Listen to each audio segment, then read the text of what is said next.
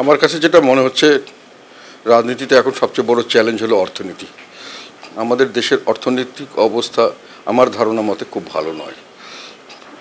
আমাদের যে রাজস্ব আয় যা হচ্ছে বিভিন্নভাবে খাতে, খরচ অনেক বেশি হচ্ছে।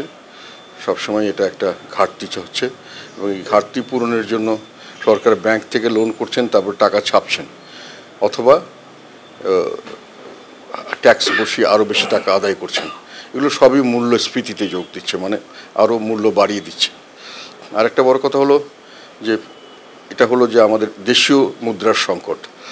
আর সঙ্গে সঙ্গে আরেকটা বিষয় হলো বিদেশি রিজার্ভ আমাদের কমে যাচ্ছে।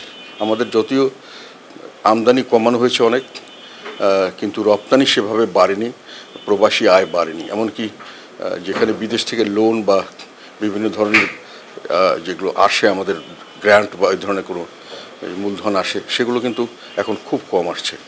ফলে বিদেশি কারেন্সির একটা বড় ধরনের ঘাটতি হচ্ছে, আমাদের রিজার্ভ কমে যাচ্ছে।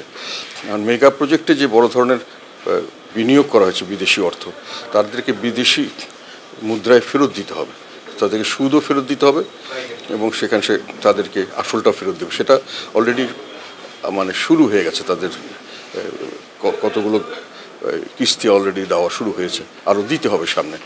তো এখন সেখানে মেগা প্রজেক্টগুলো থেকে অনেকগুলো থেকে যে আর্নিং হবে সেগুলো বেশিরভাগই লোকাল কারেন্সি, যেমন পদ্মা ব্রিজের লোকাল কারেন্সি আর্নিং। এটা ফরেন এক্সচেঞ্জে ফেরত দিতে হবে, কিন্তু ফরেন এক্সচেঞ্জ এখান থেকে আসছে না এখন সেভাবে। বিদ্যুৎ যে বড় বড় প্রকল্পগুলো করা হয়েছে, এগুলো এখন দেখা যাচ্ছে ফরেন এক্সচেঞ্জ আর্নিং করছে না, বরং বিপুল অঙ্কের ফরেন এক্সচেঞ্জ খরচ করছে, যেগুলোতে তাদের গ্যাস বেসড হয়েছে, অনেকগুলি গ্যাস আনতে হয়, তেল আনতে হয়, তাতে অনেক প্রচুর পয়সা সামনের দিকে দিতে হচ্ছে। আর যেগুলোতে বিদেশি আয় হওয়ার সম্ভাবনা, যেমন এয়ারপোর্ট, ঢাকা এয়ারপোর্ট যেটা শাহজালাল ইন্টারন্যাশনাল এয়ারপোর্ট, এবং পোর্ট যেটা করা হয়েছে চট্টগ্রাম বা অন্য জায়গায়, ওসব জায়গায় কিছু বিদেশি মুদ্রায় আয় হয়। কিন্তু এগুলো বেশিরভাগই, বিশেষ করে আমরা যেটা জানতে পারছি যে শাহজালাল ইন্টারন্যাশনাল এয়ারপোর্টটা জাপানের তত্ত্বাবধানে দেওয়া হচ্ছে। অর্থ হলো জাপান এটা দেখাশোনা করবে এবং এর থেকে যে আর্নিং হবে এগুলোর সিংহভাগই জাপান নিয়ে যাবে। তো কাজে আমাদের মেগা প্রজেক্টে যে খরচ হয়েছে, এগুলোর অনেকগুলোরই আমরা ঠিক মতো অর্থ শোধ করতে পারবো না হয়তো সময় মতো। তাহলে যেটা হবে যে এখন যেটা হচ্ছে সেটা হলো যে আমরা ধার নিয়ে আমরা এই ধারের সুদ এবং ধারের আসল শোধ করছি ধার নিয়ে। তো এই ধারটা তখন আর মানুষের দেবে না, যখন দেখবে যে আমরা শোধ করতে পারছি না।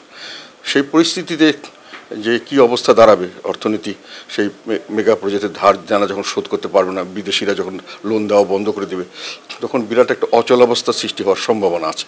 এখন এটাকে রাজনৈতিকভাবে মোকাবেলা করলে অন্যান্য দেশের থেকে আমরা সাহায্য সহযোগিতা চাইতে পারি, যে অনেকে যেমন দিতে চাচ্ছে, কিন্তু যারাই এখানে অর্থ তখন লগ্নি করুক, আমরা যখন বিপদগ্রস্ত আমাদেরকে তাদের কাছে হাত পাততে হচ্ছে বাধ্য হয়ে, তখন তারাও অনেক কিছু হয়তো আমাদেরকে করতে বাধ্য করবে, যেটা হয়তো আমাদের দেশের স্বার্থে বা জনগণের স্বার্থে নাও হতে পারে। এগুলি সামনের দিকে সরকারের জন্য বড় চ্যালেঞ্জ।